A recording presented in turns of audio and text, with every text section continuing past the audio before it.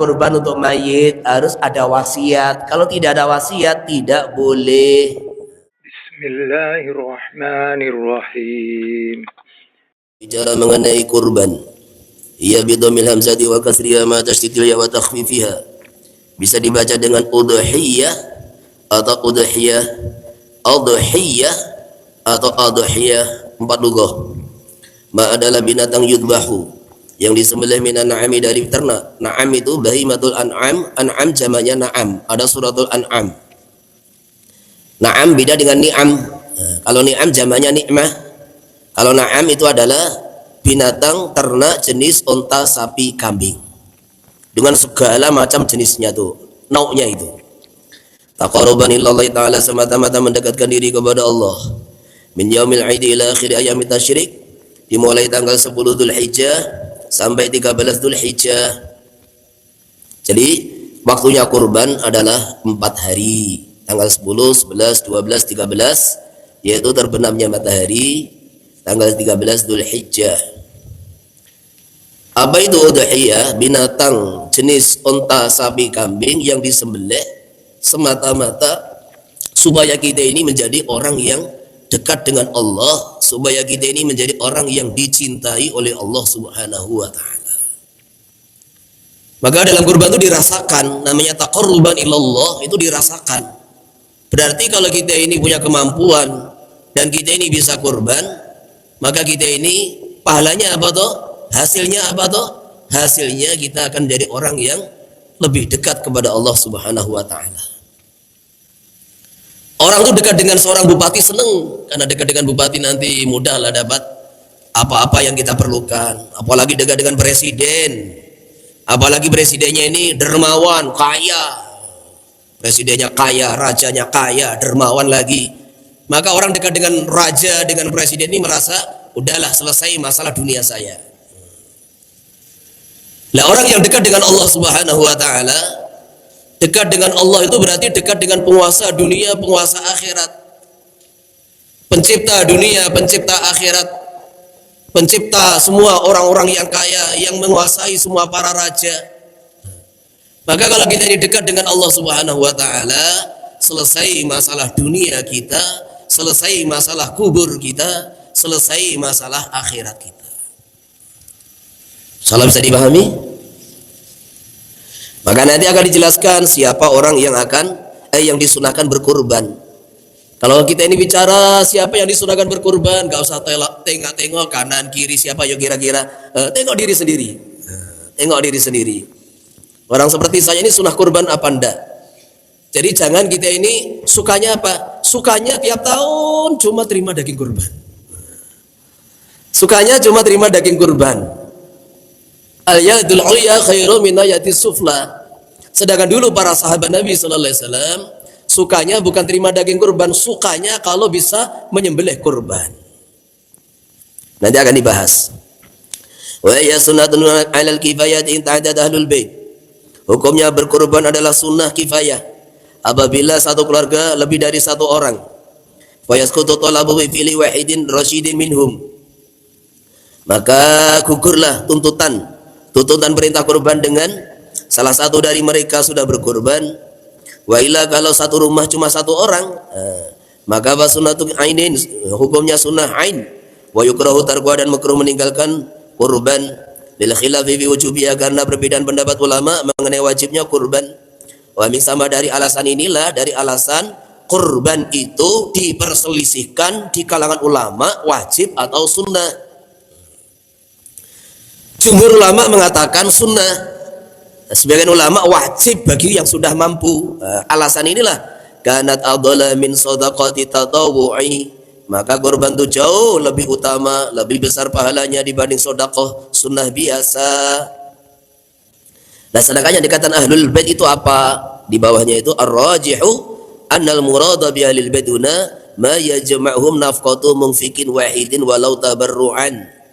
Yang dimaksud ahlul bait adalah kumpulan orang-orang yang dinafkahi oleh satu orang. Jadi suami, istri, anak-anaknya. Itu satu keluarga. Kalau satu rumah mungkin ada 2 keluarga. 2 keluarga yang setiap keluarga punya penghasilan sendiri-sendiri. hidup dengan kerja sendiri-sendiri, nah, berarti dua keluarga. Nah, maksudnya begitu itu. Wakila ahlul bait adalah aqaribuhu arijal wan nisa, kerabat-kerabatnya orang baik laki-laki perempuan. Wakila as-sakinuna bidarin wahidin, yang dimaksud ahlul bait adalah orang yang tinggal satu rumah, baik dua keluarga, tiga keluarga atau lebih, selama tinggal satu rumah, bi an tahadat marafiquha, yaitu fasilitasnya, dapurnya, toiletnya sama. Wa lam yakum bainahum qarabatun, walaupun tidak ada kerabat. Jadi kalau santri tinggal satu kamar, itu berarti satu ahlul bait. Maka santri satu kamar, jangan sampai tidak ada satupun yang kurban, gitu loh. Jangan sampai tidak ada satupun yang berkorban, minimal ada satu orang, minimal seekor kambing lah, ini satu kamar daripada santri. Ini gila. Dinukil dari kitab Tuhfatul Muhtaj.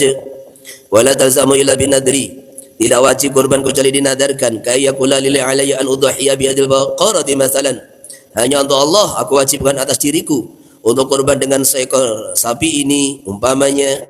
Au ja'altuha udhiyatan, aku jadikan ini kurban. Au hadi udhiyatun, ini binatang kurban. Au alayya an udhiya biha, aku wajibkan atas diriku kurban dengan binatang ini. Walau lam yakul lillah, walaupun dia tidak mengatakan lillahi ta'ala. Faman nadara biha zala milku ana, barang siapa nadar dengan sapi tersebut, maka hilanglah kepemilikan dia dari sapi itu. Walazimahu dzabhuha bi waqtiha allati bayanuhu, wajib dia sembelih di waktunya kurban yang nanti dijelaskan. Wala yajuzu lahu bai'uha wala ibdaluha, dan tidak boleh dia menjualnya, haram dia menjualnya, tidak sah dia menjualnya dan mengganti dengan yang lain. Wala yajuzu takhiruha lil amil qabil, juga tidak boleh ditunda sampai tahun depan. Kama wa muqtada kalamihim, sebagaimana yang ditujukan kalamul ashab. Wala ibrata bi niyati khilafi ma dzukira, tidak berpengaruh apa-apa, la ibrah, tidak berpengaruh apa-apa dengan niat selain kurban. Li sarahati fil tadhiyati, karena sorehnya ucapan-ucapan di atas untuk kurban, di dalam kurban.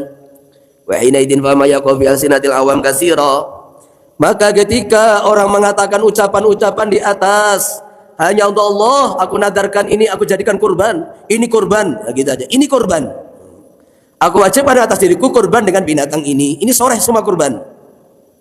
Yang sering adalah yang nomor 3. Nomor 2, aku jadikan ini kurban, ini sudah dianggap nadar. Maka ketika ucapan dia ini soreh, tegas di dalam kurban, nadar kurban, seumpama dia ini meniatkan selain nadar, meniatkan selain nadar kurban, aku kok ini niat untuk sunnah, tidak ada pengaruh apa-apa.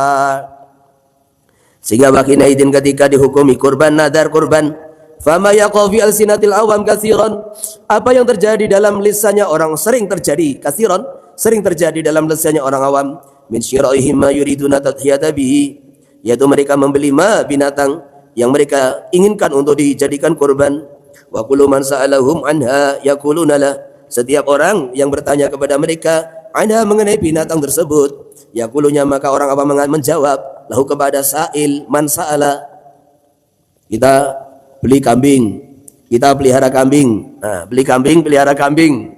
Kemudian ada orang lewat, jumpa dengan kita di jalan atau berpapasan. Apa itu, Pak? Oh, ini kurban. Itu kambing untuk apa? Oh, untuk kurban. Jadi kata-kata ini beli kambing untuk apa? Untuk kurban. Gua apa toh? Ini saya jadikan kurban. Ini kurban. Semua kata-kata ini menurut pendapat yang muktamad dalam mazhab Syafi'i sudah dihukumi nazar kurban. Bahkan karena sudah dihukumi nazar kurban, seandainya kita ini meniatkan enggak kok, saya niatkan untuk kurban sunnah. Nah, saya niatkan kurban sunnah, maka niat Anda tidak diterima. Nah, seperti itu. Wa kullu masalahum, setiap orang tanya kepada mereka orang awam, untuk apa? Maka mereka menjawab ini kurban. Ma'jalihi mimma yatarattabu ala dzalika minal ahkam. Sedangkan mereka tidak tahu apa hukum yang berakibat dari ucapan tersebut. Tasiru, maka menjadi, jawabnya tasiru, maka menjadi opo binatang bi dengan ucapan tadi udhiyatan wajibatan, kurban yang wajib, yang tadi alai akluha minha, yang dilarang bagi dia memakan dari binatang korban tersebut. Wala yuqbalu, tidak diterima kalau ucapan dia aratu an atawwa biha, aku mengendaki untuk menjadikan korban sunnah.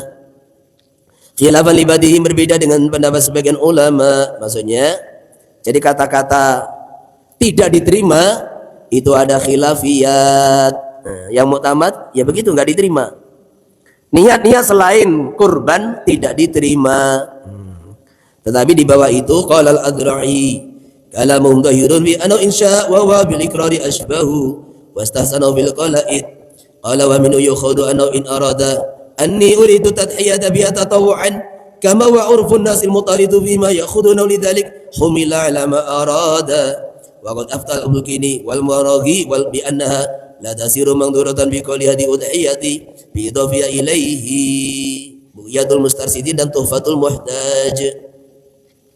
Jadi kesimpulannya ada tiga pendapat. Ada tiga pendapat. Pendapat yang pertama, orang mengatakan ini kurban, aku jadikan kurban, langsung jadi kurban, walaupun hatinya meniatkan untuk kurban sunnah. Pendapat kedua, jadi kurban nadar kecuali tadi ngomong ini kurban, dalam hatinya yang saya maksud adalah kurban sunnah, maka menjadi sunnah sehingga dia boleh makan. Nah, begitu. Maka berlaku hukum apa bedanya nazar dengan sunnah, nanti di belakang akan dijelaskan. Pendapat ketiga, jadi pendapat kedua ini pendapatnya Imam Adra'i yang ada di catatan kaki bawah itu. Pendapat ketiga yaitu pendapatnya Bulkini dan Al-Maraghi, hanya ucapan ini kurban tidak menjadi nazar. Tidak menjadi nazar. Jadi harus ada niat nadar, seperti itu.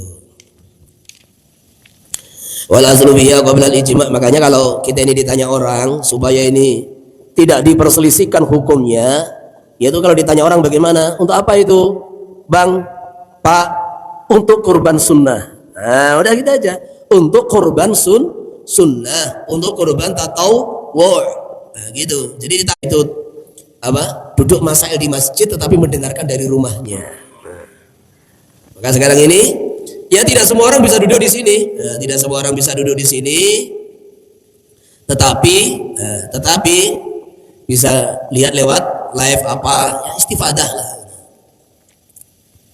Wal aslu biya qabla al-ijma' qalu ta'ala wal budna ja'alnaha lakum min sya'airillah. Kami jadikan unta-unta untuk kalian sebagai syiar-syiar agama Allah. Wa qalu ta'ala fasalli li rabbika wanhar, dan sholalah hari raya, sholalah Id li rabbika semata-mata untuk mencari ridho Tuhanmu, wanhar, dan sembelihlah kurban. Ala syaril aqwal, yang atasi pendapat yang paling masyhur, anal murad bi salatiku salatul Id wa bin nahri adhaya. Tafsir yang paling masyhur daripada ayat ini, yang dimaksud salat adalah salat Idul Adha, dan yang dimaksud menyembelih adalah menyembelih kurban.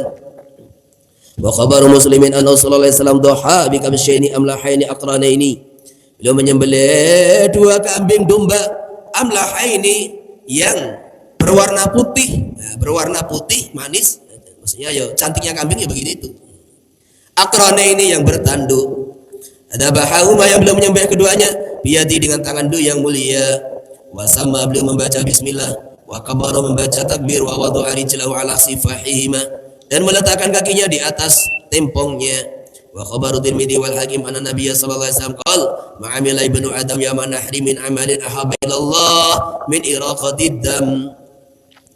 Tidak ada seorang manusia yang beramal di tanggal 10 Dzulhijjah satu amalan yang lebih dicintai oleh Allah Ta'ala melebihi mengalirkan darah kurban.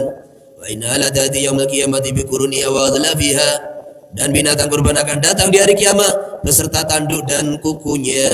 Wa inna tamala yaqaw min Allah bi makan qabla yaqaw min al-ardi fatibu biha nafsa, dan sesungguhnya darah sudah sampai kepada Allah satu derajat di sisi Allah sebelum jatuh ke tanah, ke bumi. Fatibu biha nafsan, maka ikhlaskanlah hatimu dengan kurban tersebut. Ini diantara pahala kurban. Jadi tidak ada amalan, jadi gini ya, Di dalam satu tahun itu ada malam-malam yang mulia, yaitu 10 malam terakhir Ramadan. Nah, di antara 10 malam terakhir Ramadan yang paling mulia adalah Lailatul Qadar. Nah, kemudian ada hari-hari yang mulia sepanjang tahun. Nah, hari-hari yang mulia sepanjang tahun adalah 10 hari awal dari bulan Dzulhijjah. Di dalam bulan itu ada 4 bulan Muharram, Syawal, Dzulqa'dah, Dzulhijjah, Rajab. Dari 4 bulan ini yang paling mulia adalah bulan Dzulhijjah. Jadi ini mulia di antara yang mulia. Nah, di antara bulan Dzulhijjah ini ada 10 hari. 1 sampai 10. Nah, di antara bulan yang mulia, di antara 10 hari yang paling mulia adalah hari Arafah. Maka kalau kita ini bisa puasa 9 hari, puasa 9 hari. Kalau tidak biasa puasa 9 hari, maka ya puasa 2 hari, tanggal 8, 9. Kalau nggak bisa 9, tanggal 9 aja lah. Nggak bisa, Pak, memang kamu tidak dapat hidayah. 1 tahun itu loh, puasa yang hari mulia itu nggak bisa, nggak dapat hidayah. Allah. Nah, kemudian tanggal 10 sampai tanggal 13 disunahkan mengalirkan darah kurban. Jadi apa pahala kurban? Sebelum darah menetes ke tanah sudah diterima di sisi Allah. Di antara makna diterima di sisi Allah, dosa-dosa orang yang berkorban sudah diampuni oleh Allah Subhanahu wa ta'ala. Maka mulai tanggal 1 Dzulhijjah bagi orang yang mau kurban dimakruhkan motong rambutnya, motong kukunya, supaya apa? Supaya nanti semua rambutnya, kukunya diampuni juga oleh Allah kalau ada dosanya di situ. Jadi pengampunan Allah supaya mengenai semua anggota tubuh kita. Wa dzakara rabbika berurifa atani wa khutbatani khafifatin. Kapan masuk waktu kurban? Dengan terbit matahari tanggal 10 Dzulhijjah ditambah waktu yang cukup untuk sholat 2 rakaat dan khutbah 2 kali, khutbah yang pendek. Lagi nalabala takhiru hatta tartabiya qadra ru'in. Jadi tidak harus menunggu hilangnya waktu tahrim, enggak. Tetapi yang paling utama diakhirkan sampai matahari naik seukuran 1 tombak, yaitu masuk waktu duha. Khurujan minal khilaf, supaya keluar dari pendapat yang tidak membolehkan, maksudnya yang mengharuskan menunggu irtifa'us syams. Wa yabqa waqtu hatta taghrub asy-syams akhir ayami tasyrik. Waktu kurban masih ada sampai terbenam matahari tanggal 13 Dzulhijjah.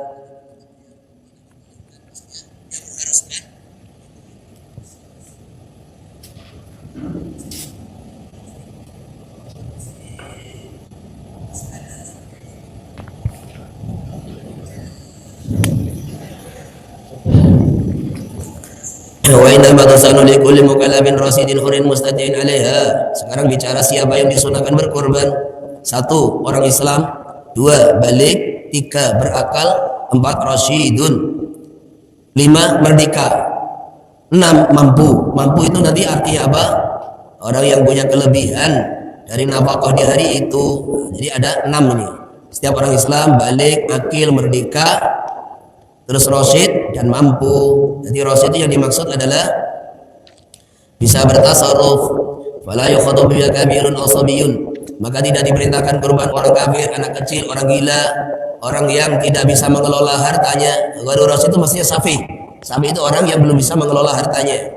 Awil ajizuna, atau tidak ada kemampuan.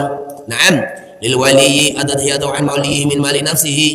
Seorang kakek atau bapak disunahkan berkorban atas nama anak yang di bawah perwaliannya, tetapi diambil dari hartanya bapak itu sendiri. Kembali kepada wali. Jadi maksudnya gini, kalau ada anak masih kecil, umurnya baru 10 tahun, 8 tahun, maka itu 10 tahun, 8 tahun itu tidak disunahkan berkorban gitu loh. Jadi tidak disunahkan berkorban. Sebentar saja.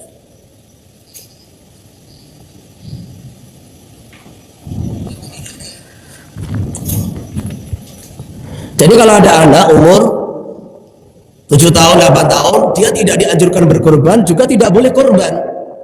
Karena kurban itu bagian daripada tasarruf tanpa imbalan, tabarruk. Maka orang gila, anak kecil, sapi itu nggak boleh. Gitu. Nah, gimana caranya anak kecil supaya kurban? Dikasih uang oleh orang tuanya. Nah, gitu. Jadi orang tuanya yang keluarkan duit dari uang orang tuanya atau kakeknya, di atas namakan itu anak. Ini baru boleh. Jadi saya ulangi, yang kurban adalah orang tua, ayah atau kakek atau entah ibunya, neneknya. Diambil dari orang tua, hartanya orang tua itu sendiri, dan kemudian di atas namakan si anak. Wal muradu bil istita'ati huna an takuna fadilatan an hajati wa hajati mamunihi yaumal 'aidi wa lailatahu wa ayyam tasyrik lianna dzalika waqtuha. Yang dimaksud punya kemampuan adalah punya kemampuan dia punya kelebihan. Dia punya kelebihan harta. Jadi maksudnya adanya kurban itu melebihi hajat dia. Uang yang digunakan kurban melebihi hajat dia dan hajat orang-orang yang di bawah tanggung jawabnya tanggal 10, 11, 12, 13. Jadi siapa saja yang punya kelebihan nafkah, punya kelebihan nafkah 4 hari 10 sampai 13 Dzulhijjah dan kelebihannya cukup membeli seekor kambing minimal, maka ini orang disunahkan berkurban. Wa man arada tadhiyata wa dakhala yasru Dzulhijjah, barang siapa menginginkan berkurban kemudian masuk 10 hari pertama Dzulhijjah, Qur'anu ayuzila syai'an min syu'uri atfarihi aw min sari ajza ibadani hatta yudhiya, maka makruh bagi dia menghilangkan satu pun sedikit pun daripada rambut, kuku dan seluruh anggota badannya sampai dia berkurban. Lil amri bil imsaki an dalika, karena ada perintah dari baginda Nabi sallallahu alaihi wasallam untuk menahan dari mencukur atau menghilangkan. Di dalam khabar Muslim, qala Ibnu Hajar hikmatu hikmahnya syumulul maghfirati wa idqi minan nari li jami'ihi. Jadi lil amri bil imsak dzalika fi khabari Muslim. Ibnu Hajar mengatakan hikmahnya adalah supaya pengampunan Allah dan jaminan merdeka dari neraka mencakup semua anggota tubuhnya. Wa kharaja bi muridi ghairuhu wa min ahli baitihi. Kata-kata murid tadhiyah, orang yang mengendaki kurban, maka selain orang yang mengendaki kurban, walaupun keluarganya murid tadhiyah, tidak dimakruhkan menghilangkannya. Wan waqat anhum, walaupun ini kurban juga jatuh untuk mereka, yakni pahalanya. Wal mustahabu li rajul yadhbaha bi nafsihi nasana dhabha. Sunahnya bagi laki-laki menyembelih kurban dengan dirinya sendiri kalau dia menguasai teknik atau mampu untuk menyembelih. Lil ittiba, karena sunnah Nabi dzabahu bi yadihi. Nabi itu menyembelih kurban dengan tangannya sendiri. Amal mar'atu wal adlu an tuwakila, ada berwanita maka yang paling utama bagi dia mewakilkan pada laki-laki. Wa mislu al khunsa, disamakan dengan wanita. Khunsa orang yang punya dua kelamin. Wa man dhafa min rijal, dan laki-laki yang tidak mampu menyembelih sendiri. Anid dzabhi samaina ilam yurid dzabha bi nafsihi yustahabu lahu ay yashhadaha. Kemudian orang yang tidak menginginkan menyembelih kurban dengan dirinya sendiri, maka disunahkan untuk menghadiri proses penyembelihannya. Lima rawal hakim an sallallahu alaihi wasallam li Fatimah radhiyallahu anha, qumi ila udhiyatiki fashhadiha. Wahai Fatimah, berdirilah menuju binatang kurban kamu, saksikanlah proses penyembelihannya. Fa inna bi awwali qatratin min damiha yughfar laki ma salafa min dunubiki, yughfar laki ma salafa min dunubiki. Karena dengan awal pertama kali tetesan darah kurbanmu, maka akan diampuni oleh Allah semua dosa-dosa kamu yang telah lewat. Qala Imran bin Husain radhiyallahu anhu, ya Rasulullah, hadza laka wa li ahli baitika khassa, fa alu dzalika antum am lil muslimina 'amatan. Wa utusan Allah, fadilah ini hanya untuk engkau dan keluarga engkau secara khusus, memang kalian semua layak untuk itu, ataukah untuk orang Islam secara umum? Jadi dengan awal tetes darah mengenai tanah, maka semua dosa-dosa orang yang berkorban diampuni oleh Allah Ta'ala. Ini Nabi bersabda kepada putrinya, yaitu Fatimah radhiyallahu anha. Hakim sahihul isnad. Wa yusalu li ghairil imam ayudhiya bi yamin nahri. Disunahkan bagi selain imam. Imam itu yang dimaksud adalah raja, khalifah, yang munahar dan tanggal 10 Dzulhijjah. Wa bi baiti bi masyadi min alihi. Sunahnya disembelih di rumahnya sendiri, disaksikan oleh keluarganya. liyafrahu bi bagi supaya mereka gembira dengan proses penyembelihan tersebut, wa liyatamatta'u bil lahmi dan supaya menikmati dagingnya. Jadi terkadang orang tuh salah sendiri. Nah, sedangkan dia yang komentar itu, netizen komentar itu tidak korban. Jadi netizen yang komentar itu tidak korban. Terkadang ada orang korban sudah di rumahnya, dikomentari disalahkan gitu. Di dalam kitab fikih Syafi'i tadi kita ulangi lagi, sunnahnya korban itu disunahkan untuk setiap ahlul bait. Kemudian ditambahkan sunnahnya disembelih tanggal 10 dan di rumahnya disaksikan keluarganya, supaya setiap keluarga itu yuk gembira melihat proses pengaliran darah, kemudian gembira karena menikmati makan daging. Senatala, lah kurbannya di mana? Lah kok kurbannya di mana? Kurban dia sudah dia dapat, pahala sudah dia dapat dengan mengalirkan darah. Lah nanti kalau dia sedekahkan lain lagi. Jadi orang itu dengan mengalirkan darah sudah dapat pahala korban, gitu loh. Nah kemudian kalau dia bagikan, dia ambil cuma sepertiga, 2/3 dibagikan ke tetangga-tetangga, ini namanya pahala sedekah. Jadi akhirnya apa? Dapat pahala double. Pahala korban sudah dia dapatkan dengan mengalirkan darah, diterima di sisi Allah, dosa-dosanya diampuni Allah. Nanti kalau dia bagikan 2/3 kepada masyarakat, maka dapat pahala sedekah. Kalau dia bagikan cuma 2 kilo, ya sedekah 2 kilo. Dia bagikan semua, dapat pahala sedekah seekor kambing. Nah, begitu. Salah bisa dipahami? Bisa dipahami? Inilah anugerah Allah Subhanahu wa taala. Tapi itu tadi nanti dibahas bahwa orang yang kurban sunnah, nanti dibahas orang yang kurban sunnah, ya minimal ada sebagian kecil daging yang dibagikan kondisi mentah, itu wajib. Entah setengah kilo, seperempat kilo, itu ada dibagikan. Kalau mau dia makan sendiri gitu. Kalau kurban nadar harus dibagi semua dan harus kepada fakir miskin. Terus sekarang bicara mengenai jenis binatang apa yang bisa dijadikan kurban dan syarat-syaratnya. Wala tajzi'u biha ila al-at'am lil ittiba. Tidak satu kurban kecuali binatang ternak. An'am, unta, sapi, kambing. Wa yal ibil wal baqar wal ghanam bisari anwa'iha, yaitu unta, sapi, kambing dengan seluruh nauknya, jenisnya, macamnya. Wa saun adakar wal unsa wal khasyu bi jami' dalik, baik laki-laki, baik jantan, betina ataupun yang dikebiri. Walakin adakar adallu min al-unsa, tetapi kurban dari binatang jantan lebih besar pahalanya daripada betina. Wala yajzu iwadul an'am, maka tidak sah kurban dengan selain an'am min baqaril wa shiwa hamirihi wa dhiba wa ghairiha bila khilaf. Tidak ada khilaf ini.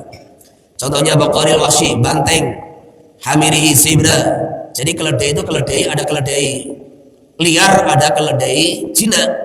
Lah himar liar itulah namanya zebra, keledai lunak jinak itulah namanya ya keledai gitu. Himar jinak itu namanya keledai. Jadi keledai itu haram, kalau zebra itu halal.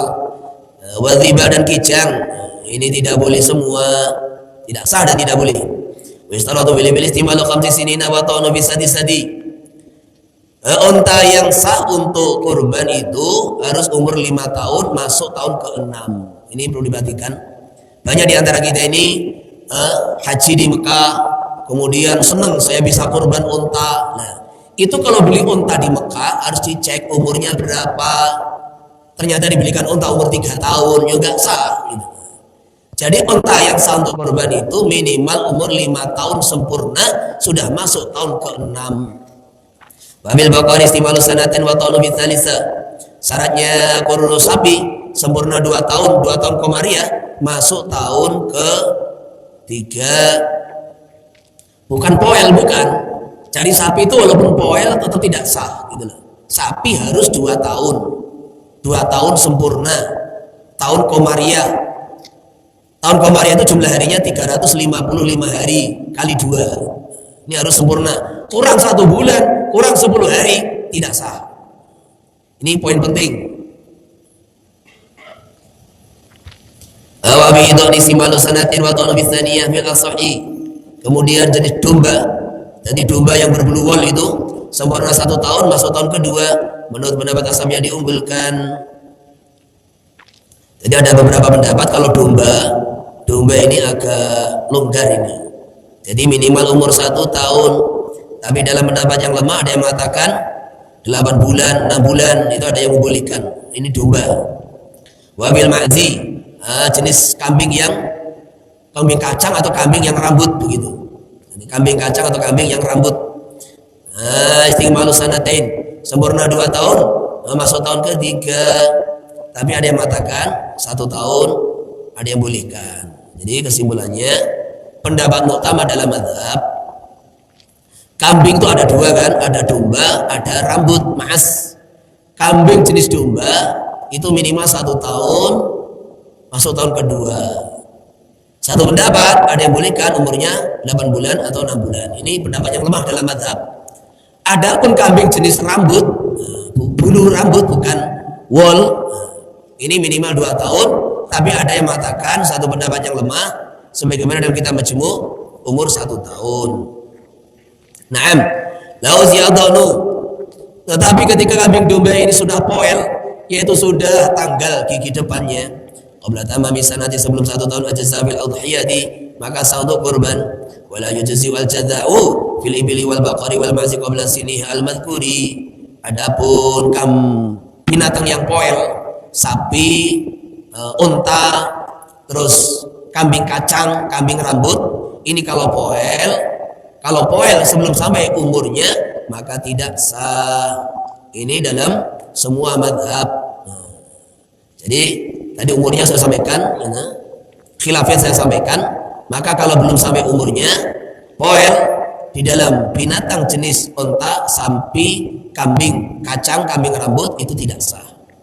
Khilaf alil Atha wal Auza'i, berbeda dengan Imam Atha dan Auza'i yang mengatakan sah. Wa yajuzu bil ba'ir wal baqaratu an sab'in. Unta dan sapi boleh untuk 7 orang. Sawan itafaqu min awil qurba am talafu, baik mereka ini sama dalam jenis mendekatkan diri kepada Allah ataupun berbeda. Kama idza qasada badum adhiyata wa badum al hadiyah wa badum al aqiqata. Seekor sapi ada yang meniatkan kurban, ada yang meniatkan hadiyun. Hadiyun itu adalah binatang yang disembelih di sana, dibawa oleh orang haji atau umroh di Saudi sana, di tanah haram, atau aqiqah. Jadi 7 orang, sebagian meniatkan kurban, sebagian meniatkan aqiqah. Nah, sebagian hadiyun baligul Ka'bah, semuanya boleh. Wa qadalau arada badum tadhiyah wa badum al-akla. Atau sebagian mengendaki kurban, sebagian cuma untuk sebagai makanan gitu aja. Wa badum al-bai', atau sebagian dijual, boleh. Nanti diambil 1/7 begitu. Walau kana hadum dhimiyan lam yakdafi ma qasada ghairu min tudhiyakin wa nahwiha. Falam kismatullah, maka boleh. Jadi seandainya sebagian itu orang kafir dhimmi, maka tidak merusak niat kurban dan lainnya, sehingga boleh bagi mereka membagi dagingnya. Lianna kismatu ifrazin, karena ini pembagian untuk memisah. Kada bi hasyadil bajuri naqna anil majmu'i. Jadi gini ya, sampai umpamanya gini. Jadi tadi kita ulang-ulang ada 3 contoh yang berbeda. Satu kurban, 7 orang ini ada yang kurban, ada yang aqiqah, boleh. 7 orang ini ada yang niat kurban, ada yang niatnya saya mau ambil daging mau saya jual. Ada yang saya niatnya untuk selamatan aja sudah, selamatan, tasyakuran. Niatnya selamatan karena tasyakuran, boleh. Bahkan yang nomor 3, 7 orang ini 2 orang kafir dhimmi, 5 orang kurban, kafir dhimmi kan dasar kurban, ya boleh, gak ada masalah. Jadi keberadaan 2 orang kafir dhimmi ini tidak menjadikan rusaknya niat kurban, ibadah kurban bagi 5 orang muslim. Ini dinukil dari kitab Majmu'. Wa tujuju syahdu an wahidin waqat. Seekor kambing hanya cukup untuk 1 orang saja. La aksara, tidak boleh lebih. Kalau nawabi syati nafsahu ahla baitihi lam yajzi. Kalau seekor kambing dia niatkan atas nama dia dan atas nama keluarganya, maka tidak sah. Itulah yaqau ila an wahidin, karena seekor kambing tidak sah kecuali untuk 1 orang. Fa yasulu thawabul mulil mudhi khasatan, maka pahala hanya didapat oleh orang yang kurban. Ali anak al-fa'il, kan dia berbuat al-qaimi bi fardil kifayati, seperti orang yang mengerjakan fardu kifayah.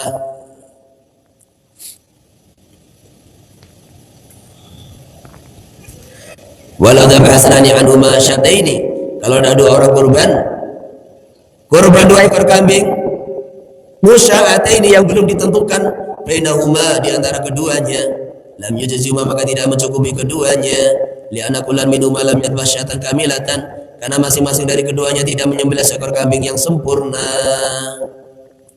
Jadi maksudnya apa? Ini maksudnya poin yang pertama, ini mazhab Syafi'i. Mazhab Syafi'i 1 ekor kambing hukumnya sunnah kifayah untuk 1 keluarga. Sehingga karena sunnah kifayah 1 orang mengerjakan maka cukup. Seperti satu masjid ini 1 orang adzan, sunnah kifayah cukup. Nah, siapa yang dapat pahala adzan? Yang dapat pahala adzan adalah yang adzan itu saja. Nah, begitu pula 1 keluarga ada 7 orang, maka 1 orang yang korban, ya cukup, sehingga yang lain tidak dituntut lagi, tidak dianjurkan lagi, maksudnya gitu. Tetapi yang dapat pahala siapa?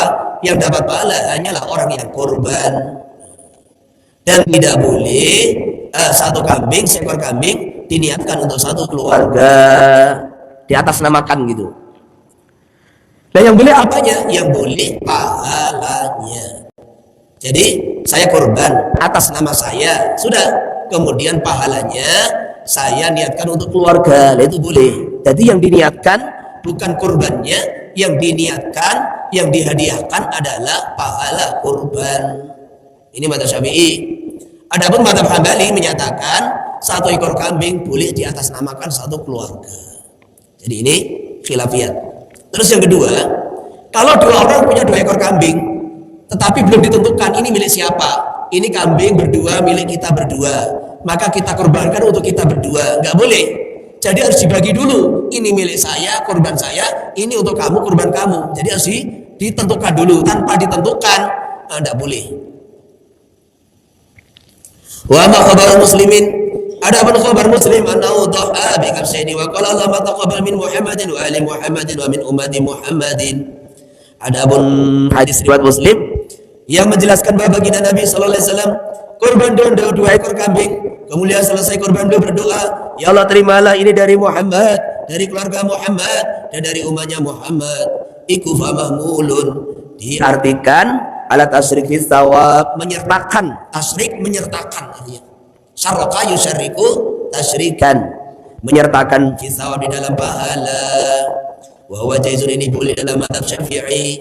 Wa min sama qalu law yusyrika ghairuhu bi thawabi udhiyatihi. Ulama-ulama mazhab Syafi'i mengatakan boleh seseorang mengikut sertakan orang lain di dalam pahala kurbannya. Ay walau ba'da niyati tadhiyati li nafsi, walaupun selepas niat kurban untuk dirinya sendiri.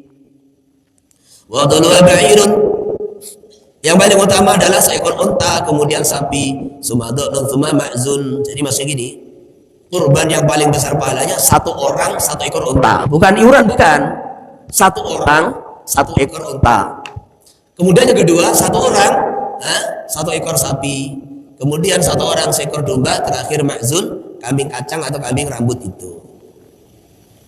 Hadza tawiqil adli yakun binisbati kasratil lahm, kepada banyaknya daging, amma min aizu atyabiyatul lahmi wa kasratu iraqatid dam. Adapun dari segi enaknya daging dan banyaknya mengalirkan darah, fasabu syi'in adlu min ba'irin aw baqaratin, ditinjau dari banyaknya darah yang dialirkan, maka kurban 7 ekor kambing lebih besar pahalanya daripada seekor unta atau seekor sapi.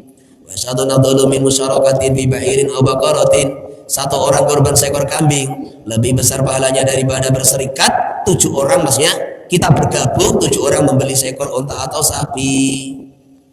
Ini ditinjau dari apa?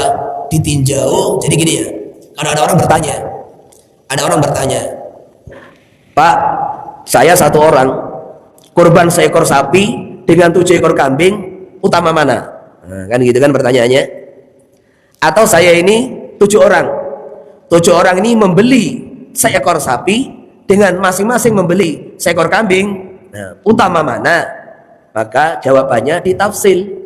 Utama itu kan artinya lebih besar pahalanya, lebih dicintai Allah, kan gitu kan. Maka ditafsil, ditinjau dari segi banyaknya daging, maka sapi lebih utama. Tapi ditinjau dari segi lebih banyak darah yang dialirkan, gitu. Lebih banyak darah yang dialirkan dan lebih enak dagingnya, ya kambing.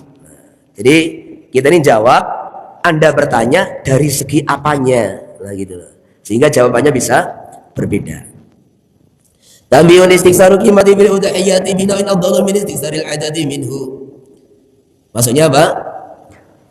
Membeli korban yang harganya mahal dengan memilih satu macam binatang korban itu lebih utama dari memperbanyak bilangannya. Contoh, kalau kana ma'hu dinarun wa wajada bisyatan saminatan wa syataini dunaha wa syatu afdalu kata fil mughni. Jadi gini ya. Kita punya uang 1 dinar. 1 dinar itu kalau sekarang kan 1 dinar itu 4 gram, 4,25 gram emas.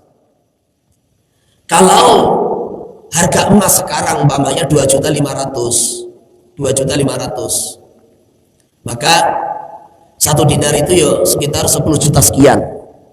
Kita punya uang 10 juta. 10 juta itu umpamanya ada seekor kambing yang badak besar, bertanduk, ganteng, gagah gitu. Harganya 10 juta. Gede. Maka seekor kambing yang gede, kan ada itu seekor kambing yang tingginya kayak anak sapi kan gitu kan. Harganya 10 juta. Itu lebih besar pahalanya daripada uang 10 juta kita belikan 3 ekor kambing yang kecil-kecil gitu. Ini kambing 3 juta yang mungkin segini-segini gitu. Nah ini ada kambing 10 juta besar gitu. Nah, jadi istiqsarul qimah aula min istiqsaril adad. Uang yang sama 1 dinar 10 juta, nah, dibelikan seekor kambing yang besar 1 ekor istimewa, itu lebih besar pahalanya daripada membeli 3 ekor kambing yang ya biasa begitu. Wa yustaratu aidan bi jazayakan wa salimatan. Jadi tadi kita ini belum habis bicara mengenai syarat-syarat binatang kurban juga yang dianjurkan.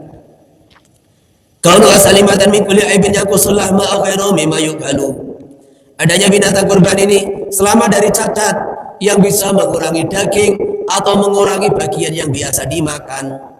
Fala tujzi wa jafa wa majnunatun. Maka tidak sah kurban dengan binatang yang sangat kurus sehingga hilang dagingnya, sedikit dagingnya, atau binatang yang gila yang cuma muter-muter nggak bisa makan. Wa maqtu'atu badi udunin, atau terpotong sebagian telinganya, atau daru'ain atau sebagian susunya, atau danabin atau sebagian ekornya, atau alyatin atau aliyah. Jadi aliyah itu kalau kita lihat ada jenis di Arab itu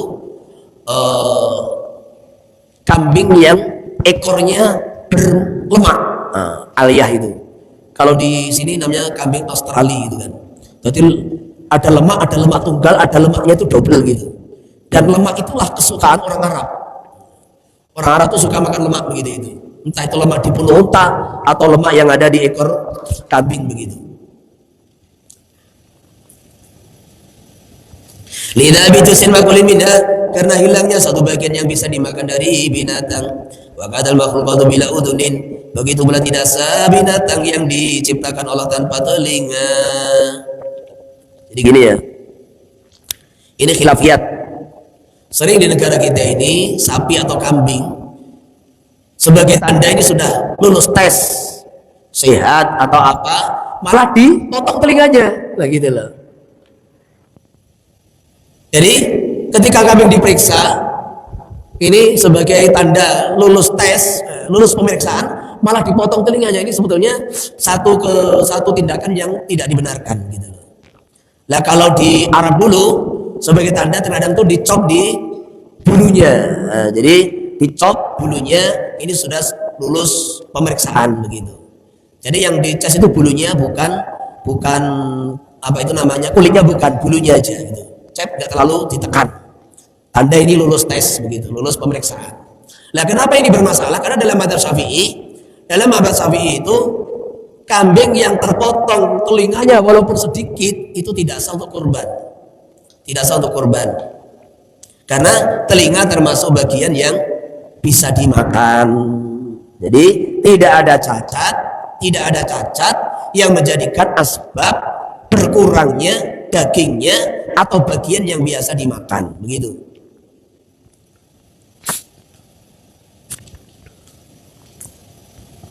Wa fi wajhun ana ikana maqtu yasiran lam yadurra. Kemudian dalam pendapat yang lemah, kalau yang terpotong itu sedikit maka enggak apa-apa. Wa qala al-Imam Abu Hanifah kana al-maqtu min uduniyatuna sulusi jaza. Bal qala al-Imam Malik bi jawazi maqtu'atil uduni. Imam Malik dan Imam Abu Hanifah mengatakan kalau yang terpotong tidak sampai sepertiga, jadi mazhab Syafi'i.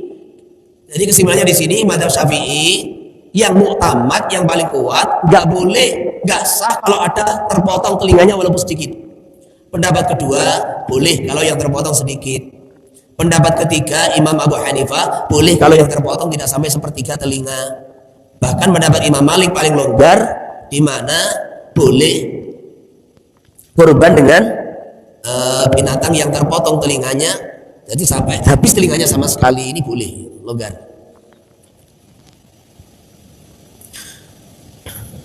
Bikhilafil makhluti bila aliyatin, lain kalau binatang kambing itu tidak punya aliyah, memang ekornya tipis, ekornya tidak berlemak. Nah, ini nggak apa-apa. Al bila danabin, al bila daruin, sejak diciptakan sejak lahir tidak punya aliyah, tidak punya ekor yang berlemak, tidak punya ekor sama sekali, atau tidak punya susu kayak jantan kan, faina tujzi maka cukup li'anal masalah aliyatalahu, karena binatang jenis rambut tidak punya ekor yang berlemak, wa dzakara dur'alahu, jantan tidak punya puting susu, wa misluhu madanabu, dikiaskan dengan keduanya ekor, sehingga binatang yang tidak punya ekor sejak lahir itu boleh, tapi kalau dipotong aslinya punya nggak boleh. Wala tudiyudatu arajin wa awarin wa maradi bayinatin, tidak boleh kurban dengan binatang yang pincang, buta sebelah, atau penyakit yang ketiga-tiganya sangat jelas. Fala yaduru yasiru salah, tapi kalau sedikit, jadi penyakitnya sedikit, rabunnya sedikit tapi masih bisa melihat, pincangnya juga sedikit, nggak apa-apa. Kama la yaduru qatu qarnin wala syakudunin aw kharquha, sebagaimana tidak apa-apa binatang yang tidak punya tanduk atau sobek telinganya tapi tidak berkurang, cuma sobek. Nah, sobek dari pinggir, aw kharquha, atau sobek dari tengah. Jadi syakun ini sobek dari pinggir, kalau kharqun sobek dari tengah tanpa mengurangi dagingnya. Liana hadi la tangkusulaman wala makulan, karena semuanya tidak mengurangi daging, sudah tidak mengurangi bagian yang bisa dimakan. Na'am yujazi'u al-khasiyu, boleh memakan binatang yang dikebiri, yaitu binatang jantan yang dipotong kedua telurnya. Liana sallallahu alaihi wasallam dhahabi kabsyaini mawju'aini ay khasiyaini, karena baginda Nabi pernah kurban dengan 2 ekor domba yang dikebiri, dipotong kedua telurnya. Rawahu Ahmad wa Abu Dawud. Wa jabara, menggantikan ma bagian quti'a minhu, telur yang dipotong darinya, apa ziyadatul lami tiban wa kasratan. Jadi binatang itu kalau dikebiri berkurang telurnya tetapi dagingnya tambah enak dan tambah gemuk. Wa idun atal khasiyatul mafqudah. Al khasiyatul mafqudah minhu ghairu maksudin bil aqiqatan, itu telur pejantan kambing yang dipotong juga biasanya umumnya tidak dimakan, sehingga fala yaduru faktuha, enggak apa-apa kehilangan kedua telurnya. Tabiun ilam ana syartal madhkura inma yutabaru li buqi ala wajhil udhiyatil masru'ah, semua syarat yang disebutkan adalah sebagai syarat sahnya binatang sebagai kurban menurut syariat. Walau nadara tadhiyah bima ibadin asghiratin, maka kalau ada orang nadar dengan kurban, nadar kurban dengan binatang yang cacat yang tidak memenuhi syarat atau belum umur, kalau dia mengatakan ja'atu udhiyatan, aku jadikan kurban, wajib alaihi dhabhuha, maka wajib bagi dia menyembelihnya. Wajib lamia, dan membagikan dagingnya, sedekatan lil fuqara wal masakin, sebagai sedekah bagi fakir miskin. Kalau udhiyatil wajibati, sebagaimana kurban yang wajib. Wa yatasuddabu bi waqtil udhiyati, dan harus disembelih di waktu kurban. Lakin la tujzi'u 'anil udhiyatil masru'ah, tetapi tidak sah sebagai kurban yang menurut pandangan syariat. Jadi gini, orang punya kambing cacat, sapi cacat, atau belum umur, atau dia bilang ini saya nadarkan untuk kurban, maka gimana? Wajib disembelih tanggal 10 atau sampai 13, disembelih di hari kurban, dan wajib dibagikan hanya kepada fakir miskin, tetapi secara syariat tidak sah sebagai kurban. Jadi wajib diberlakukan sebagaimana kurban, tetapi dia tidak mendapat pahala kurban. Bagaimana hukum kurban dengan binatang yang hamil? Maka ini ada 2 pendapat. Pendapat di Majmu' tidak sah, Tapi menurut Ibnu Rif'ah hukumnya sah. Jadi binatang hamil ini ada kelebihan, ada kekurangan. Apa kelebihannya? Ya dia berbadan dua, berbadan dua. Apa kelemahannya? Biasanya daging induknya itu berkurang. Nah gitu loh. Maka ulama yang mengatakan tidak sah karena daging dia berkurang. Yang mengatakan sah, nggak apa-apa berkurang dagingnya, sudah diganti dengan kandungannya. Kemudian kapan orang tuh niat kurban? Orang harus niat ketika menyembelih atau ketika menentukan ta'yini mayudhi bihi. Jadi menentukan kambing yang dijadikan kurban au bainahuma di antara keduanya. Jadi ini saya sudah membeli seekor kambing. Nah, maka kurban itu sah kalau yang berkurban itu niat. Kapan dia niat? Ketika takyin. Takyin ini loh kambing yang saya mau jadikan kurban sunnah. Ini niat boleh. Yang kedua, niatnya kapan? Ketika menyembelih boleh. Yang ketiga kapan niatnya? Ketika takyin, antara takyin dan menyembelih. Jadi longgar. Ketika sudah takyin, ini loh kambing yang mau saya jadikan kurban sunnah, belum niat umpamanya. Nah, selepas takyin, sebelum menyembelih dia niat juga sah. Nam yajuzu lahu tafwidun niyati lil muslimin mumayyizin wakilin bi tab'i. Boleh dia menyerahkan niat kepada orang Islam yang mumayyiz, yaitu orang yang diwakilkan untuk menyembelihnya. Faslun fi qismatil udhiyah, di dalam pembagian daging kurban. Sumal udhiyah tabil hadu ala nau'aini. Jadi binatang kurban itu ada dua, wajibin wa tatawu'in, ada yang wajib ada yang sunnah. Fa in kana wajiban bi kana mangduran aw tamatun aw jabaronatil hajj wajib tasadduqu bi jami'iha lil fuqara wal masakin al muslimin hatta qarniha wa dhilfiha. Jadi kurban atau hadiyun atau dam denda bagi orang haji umroh, pelanggaran haji umroh ini kalau wajib, maka harus semua bagiannya, dagingnya, kulitnya, bulunya, tanduknya, semua harus disedekahkan kepada fakir miskin yang muslim. Tidak boleh kurban itu diberikan kepada non muslim, nggak boleh. Wa yarumu 'alal mudhi amil muhdi wa kadama tazamu nafqatu ala kulli wa it'amul aghniya'i minha fa in akala wa at'ama al aghniya min syai'an gharima badalul fuqara wujuban.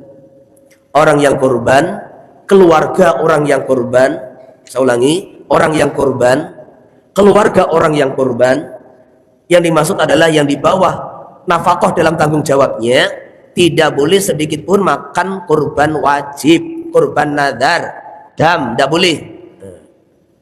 Juga tidak boleh kasih makan kepada orang kaya, nggak boleh. Kalau sampai terjadi dia keluarganya orang kaya ikut makan, dia wajib menggantinya. Berikan daging, berikan kepada fakir miskin. Dua, wa ma idza kana tatawwan fala yajibu tasadduqu bi jami'iha. Adapun kurban sunnah tidak wajib sedekah dengan semuanya. Balil wajib tasadduqu bi syai'in min lamiyani'an walau ala fakirin wahidin. Yang wajib adalah bersedekah sebagian dari dagingnya kondisi mentah, walaupun diberikan hanya kepada satu orang fakir. Aliyatasarrafa bima syaa min bai'in wa ghairihi. Terserah si fakir bertasarruf dengan daging tersebut, mau dimakan sendiri atau dijual atau lainnya. Fala yafijalu ta'aman badwal fuqara ilaihi. Tidak cukup kita masak itu daging kemudian kita undang orang fakir untuk menyantapnya. Li'anna haqqahu bi tamallukihi la fi aklihi. Karena haknya orang fakir adalah memiliki daging, bukan di dalam memakannya. Jadi korban sunnah kita ini minimal sedekah dalam kondisi mentah kepada fakir miskin. Tidak boleh kita masak kemudian kita berikan kondisi matang, itu tidak boleh, harus mentah. Ada sebagian walaupun cuma 1,5 kilo. Wa yajuzu mudhaki lakum minna ma lam yartadda. Orang yang kurban boleh memakan kurban sunnah selama dia tidak murtad. Itla yajuzu lil kafirin al-aklu minha mutlaqan. Karena orang kafir tidak boleh makan daging kurban secara mutlak. Wa idza akala tuhibala ayala yazida fil akli ala thulutsin.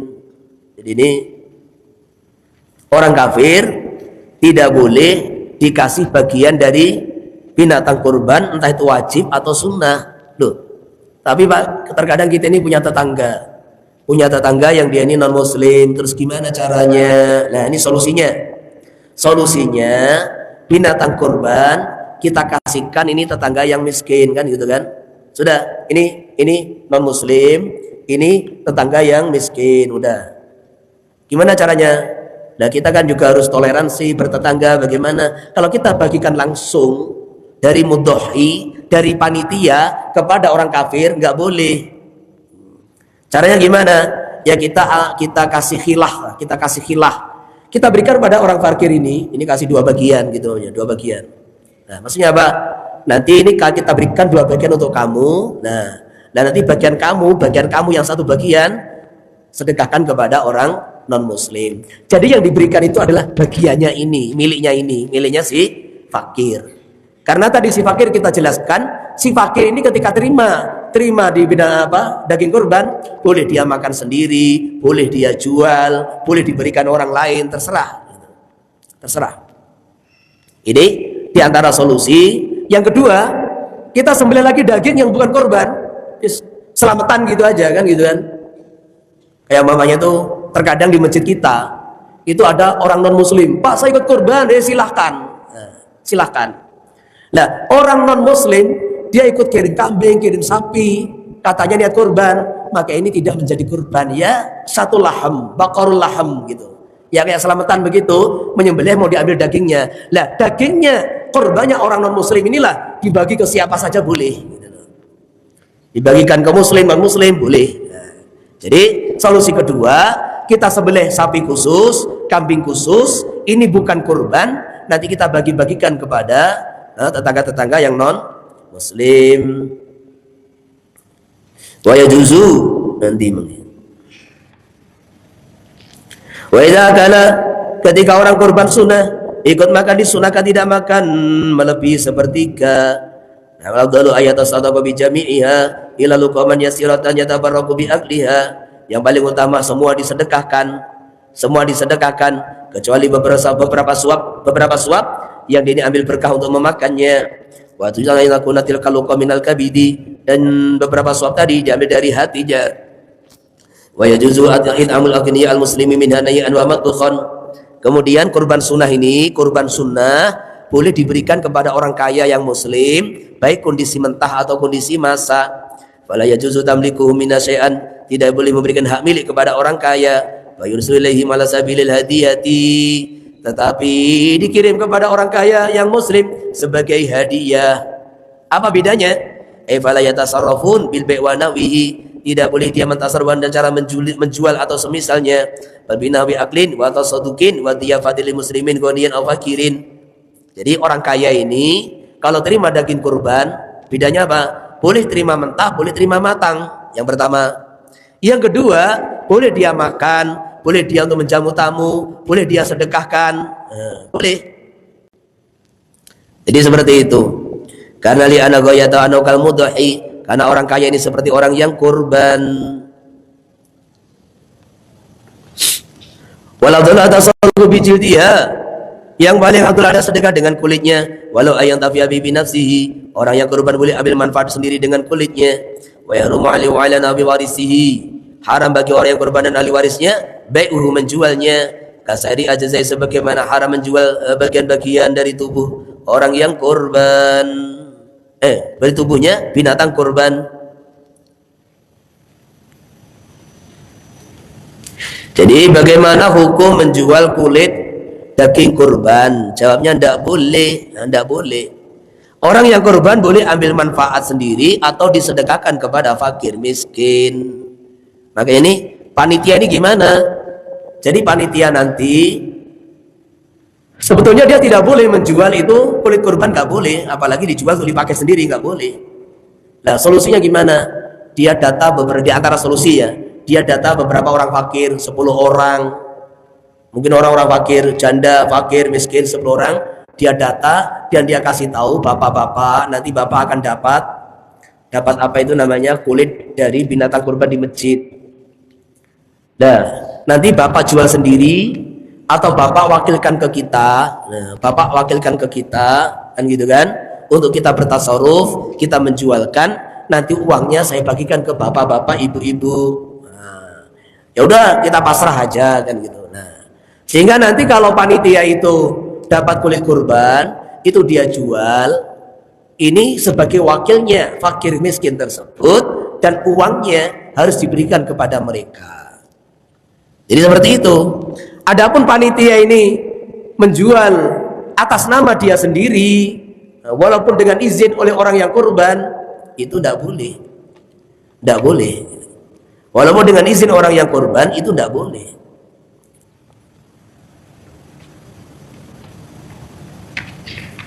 Entah dia gunakan untuk keperluan panitia atau dimasukkan ke uang kas masjid, itu tidak boleh.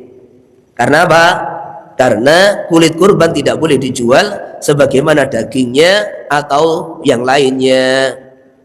Tetapi di bawah itu, lakin haka Imamul Haramain ana sahibat takrib haka qalan ghariban ana yajuzu bi'ujudi wa yatasrafu bisamani masrafal udhiyati. Jadi Imam Haramain menukil dari pengarang kitab takrib, ini sahibut takrib, bahwa sahibut takrib itu meriwayatkan satu pendapat yang ya agak asing gitu, bahwa boleh menjual kulit kemudian uangnya dibagikan kepada fakir miskin. Kal intifa bil abi, sebenarnya ambil manfaat dengan daging.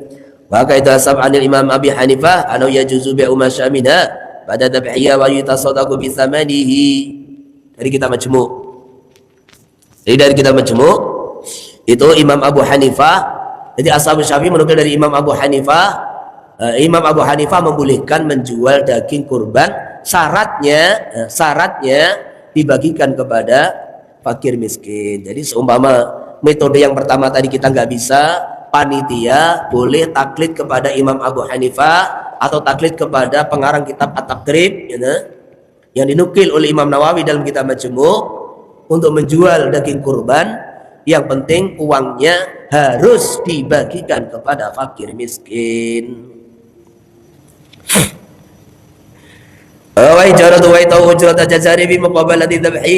Sebagaimana tidak boleh memberikan kulit kepada tukang penyembelih, jagal, sebagai imbalan upah atas penyembelihan dia.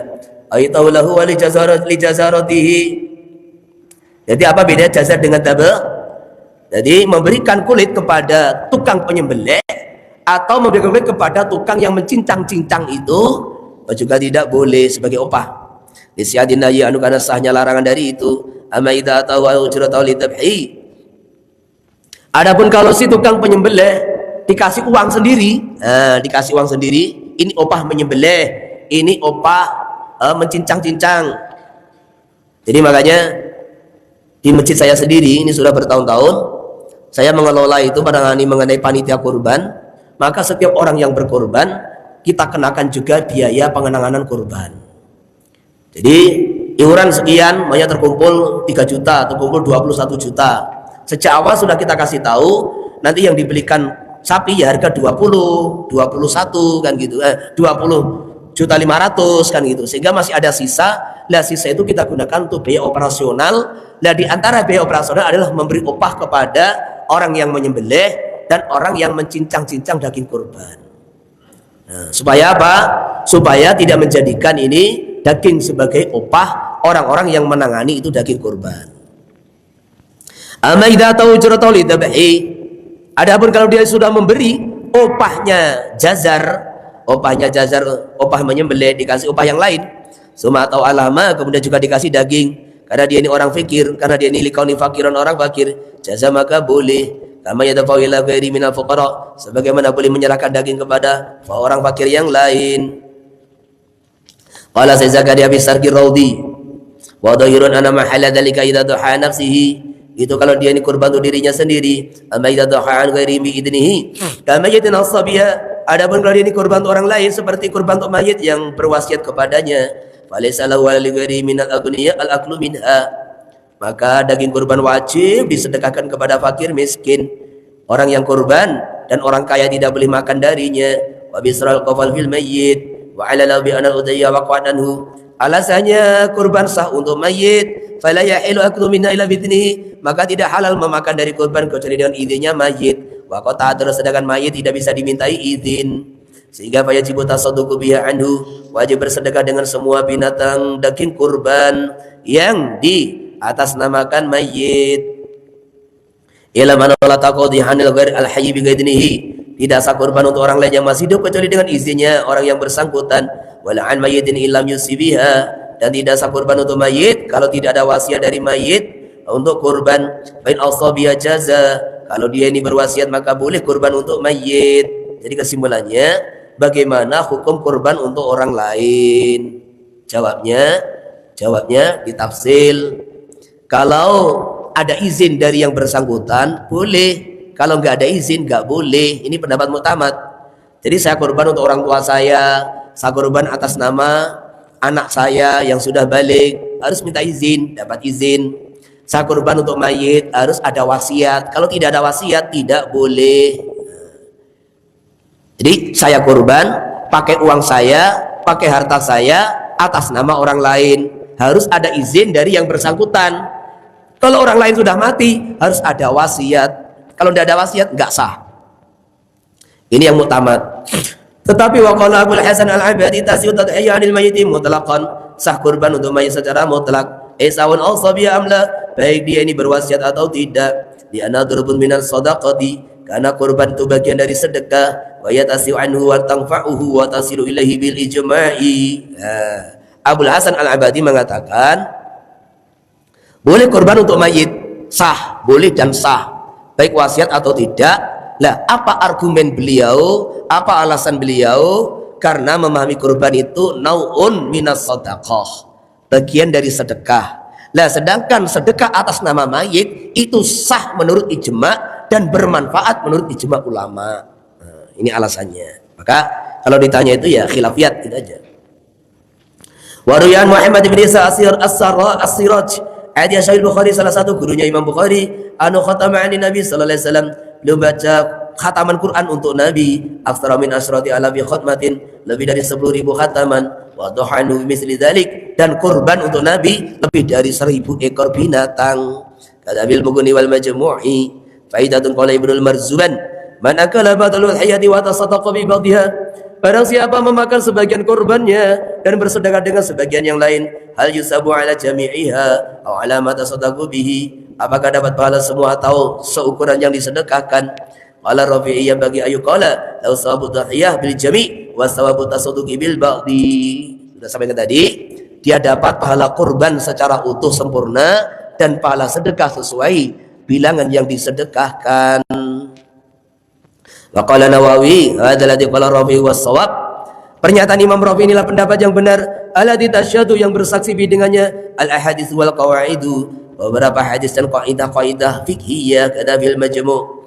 Wa mahalu dari maudiul mud'i, tempatnya kurban, menyembelih kurban adalah kampungnya orang yang kurban.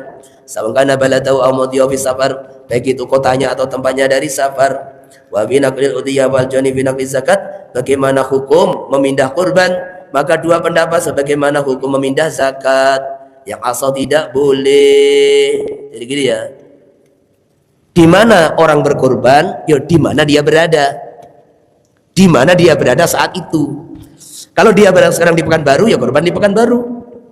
Dia di Rumbai, ya korban di Rumbai sana. Dia di Jawa, ya korban di Jawa sana. Boleh tidak memindah kurban?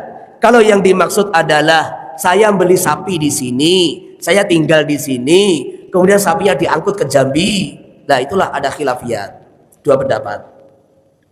Tetapi kalau yang dimaksud adalah saya kirim uang, saya tinggal di Pekanbaru, kirim uang ke Jawa, kirim uang ke Palembang supaya dibelikan sapi di sana, ini boleh tanpa khilaf. Nah, dan ini dua hal yang berbeda. Nah, sekarang pertanyaan tadi dikirim ke saya satu-satu atau dibacanya?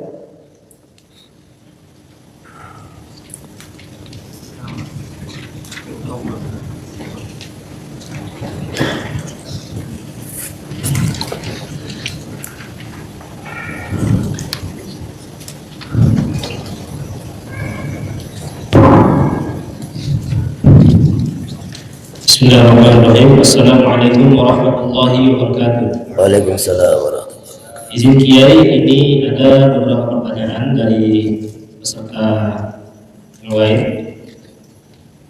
Yang pertama, izin bertanya, dalam kasus pembelian sapi kurban di beberapa masjid, apakah tidak menyalahi kalau meminta biaya secara rata kepada peserta kurban? Padahal sapi yang dibeli untuk masing-masing kelompok itu berbeda bobot dan harganya. Untuk biaya kita minta secara rata, berarti semua panitia minta kepada semua peserta bayaran untuk panitia yang rata. Boleh, nggak ada masalah. Jadi gini ya, korban itu kan yang bertanggung jawab aslinya orang yang berkorban. Nah sekarang diwakilkan orang lain. Nah dalam mengenai korban itu perlu biaya yang saya sampaikan tadi, perlu kresek, perlu apa kan gitu kan, biaya operasional, perlu konsumsi, perlu mungkin sarapan gitu loh. Maka biaya itu dibebankan kepada orang yang kurban, boleh, nggak ada masalah. Entah beda seikhlasnya atau ditentukan sekian, boleh, nggak ada masalah gitu. Kalau dia keberatan, nggak mau, ya korban di rumah saja dia sendiri gitu. Nggak usah diserahkan kepada kita gitu. Oke, terus. Yang kedua, apakah yang berkurban mendapatkan sunnah atau dianjurkan disunahkan memakan dagingnya sendiri? Karena di beberapa tempat daging sapi diaduk secara keseluruhan sehingga yang diberikan kepada peserta kurban terkadang bukan sapi yang dia kurbankan. Tadi sudah dibahas bahwa disunahkan, dianjurkan memakan ya tabarruk, ambil berkah dari kurbannya sendiri. Jadi itu sunnah. Jadi dari kurbannya sendiri.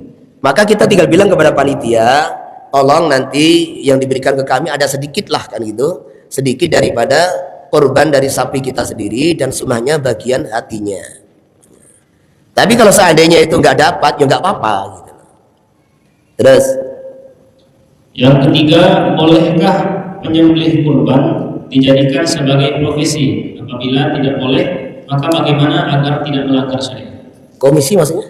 Profesi, pekerjaan. Oh, pekerjaan. Sebagai tukang sembelih. Apakah boleh? Boleh. Jadi punya profesi namanya jazar. Jazar itu kan dalam bahasa Arab, jazar, sobbak, kofal, dabbak, itu profesi. Jadi jazar itu profesi menyembelih. Punya skill kalian dalam menyembelih dan dia berhak minta opah gitu loh. Oh kan kau sudah tak kasih opah berupa daging. Oh nggak mau saya. Daging itu hak saya sebagai warga. Kalau saya menyembelih, saya minta opah, minta opah selain itu. Nah, boleh. Jadi profesi menyembelih, profesi menyamak kulit, profesi tukang kunci. Nah, terus nomor 4, dalam kondisi penyembelihan hewan kurban yang diwakilkan oleh orang lain, lalu saat eksekusi terjadi kondisi penyembelihan yang tidak sesuai dengan syariat, sehingga harus dilakukan penyempurnaan penyembelihan oleh orang lain. Maka bagaimana hukum daging sembelihan tersebut? Apakah yang harus dilakukan oleh penyembelih yang tidak sempurna tersebut? jadi ini ya. Maka disinilah orang yang jazar, penyembelih ini harus betul-betul punya skill, juga punya ilmu. Terus tolong panitia yang lain ikut mengawasi. Karena kita pernah terjun sendiri. Ini sudah disembelih gitu deh. Dia sudah mau pergi. Pak, ini masih kurang sedikit. Lah. Jadi kita saling mengingatkan wa ta'awanu 'alal birri wa taqwa. Sebelum orang itu berprofesi sebagai jazar, tolong itu ada kan diklat atau pendidikan kan gitu kan 3 hari. Ada pendidikan diklat 3 hari supaya dapat sertifikasi penyembelihan halal. Jadi orang kalau mau kerja memang sebagai jazar, tukang boleng, tukang sembelih, alangkah bagusnya dia sekolah sertifikasi halal.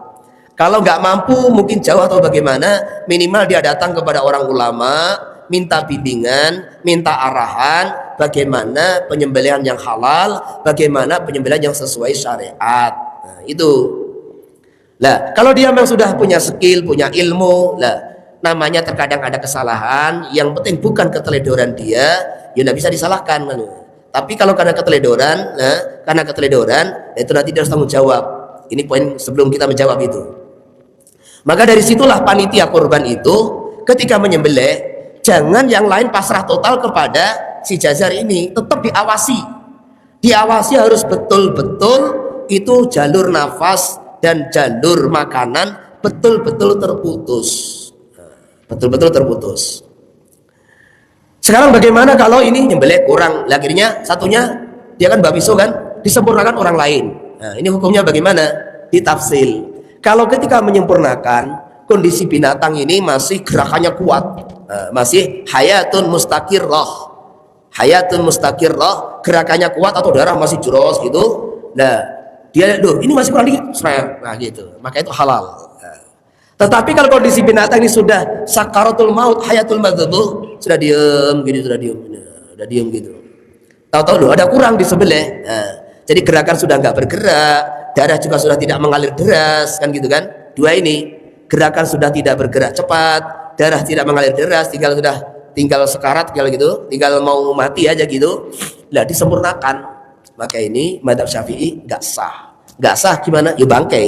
Nah, maka disinilah supaya sebagai anjuran, tapi ini mazhab Syafi'i lah ya.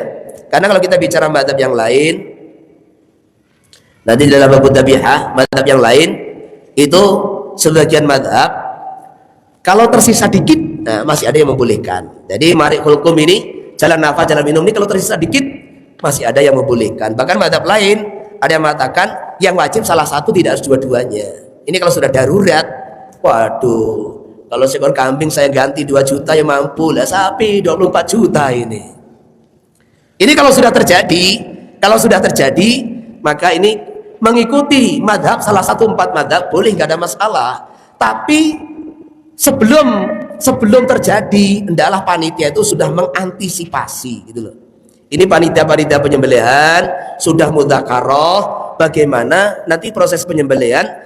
Jangan sampai terjadi hal-hal yang tidak diinginkan, termasuk penyembelihan harus betul-betul putus 2 jalur makan dan jalur nafas yang ada di bawah tulang leher. Nah, di sini di bawahnya.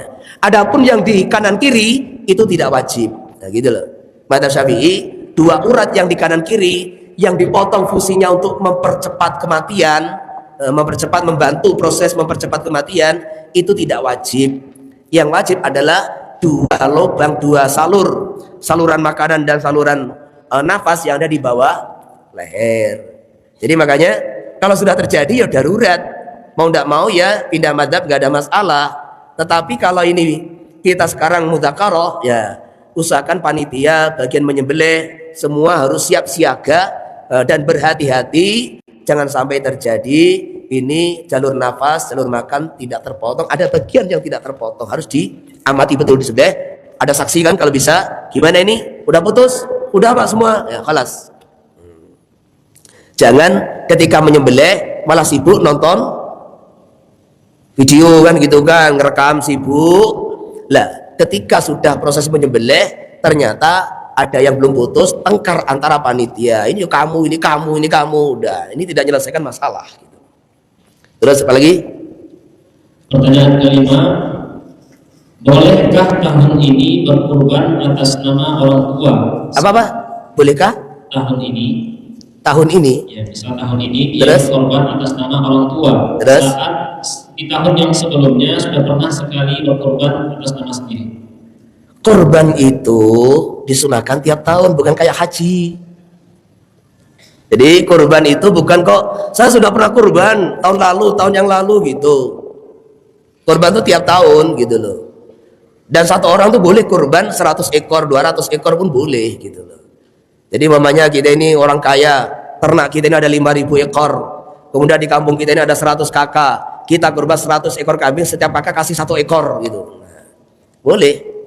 Nah kemudian itu masalah untuk orang tua itu ya seperti tadi, orang tua itu masih hidup atau sudah mati kan gitu kan. Udah dijawab tadi. Kalau masih hidup minta izin. Kalau sudah mati ada wasiat boleh. Tidak ada wasiat khilafiyat.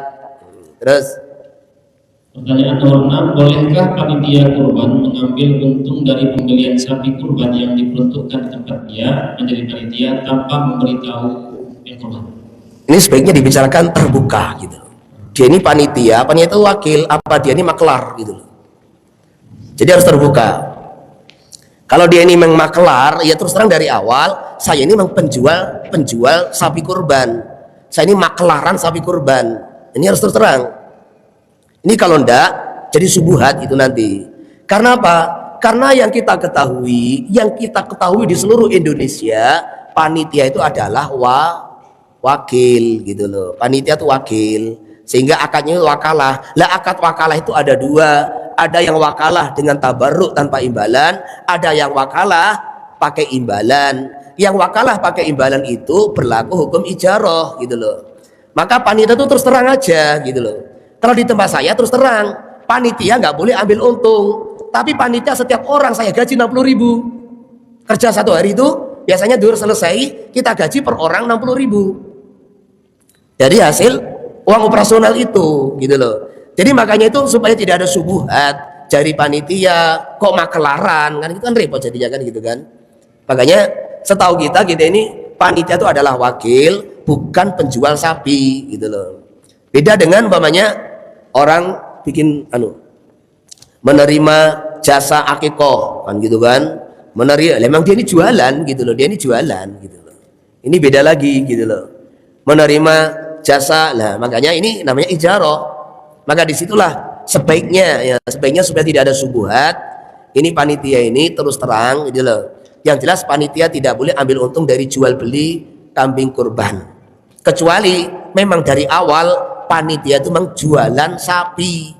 Dia bikin iklan, ini panitia kurban siap menerima orderan sapi. Siap menerima orderan sapi lah, berarti dia dari awal memang jual beli sapi. Gitu loh. Tapi kalau nggak begitu, sebaiknya jadi wakil, tetapi panitia itu memang ya kita kasih fee, kita kasih imbalan, itu lebih baik. Oke, apa lagi?